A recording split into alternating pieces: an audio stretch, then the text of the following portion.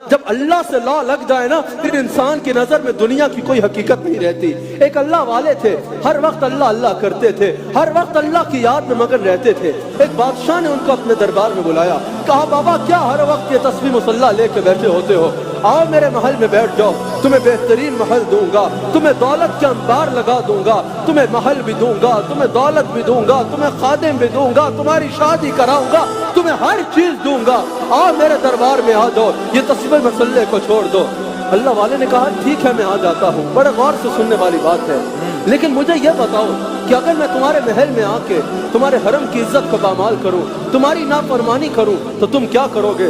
बादशाह ने कहा वो तो तुम बात में करोगे, मैं अभी तुम्हें सजा दूंगा। तुम्हारी जुर्रत कैसे हुई कि तुमने मेरे सामने खड़े होकर कहा कि तुम मेरी नाफरमानी करोगे? उस बुजुर्ग ने कहा ओ बादशाह, अपनी दौलत भी अपने पास रख और अपना इक़्तिदार भी अपने पास रख। मैं तेरी खातिर उसका दरवाजा छोड़ दूं जो दिल में 70 गुनाह भी देखता है, माफ भी करता है, पर्दे भी देता है और रहमतें भी अता फरमाता है। तेरी खातिर मैं उसका दरवाजा छोड़ दूं, मैंने जो गुनाह किया ही नहीं, तू मुझे उसकी सजा दे रहा है।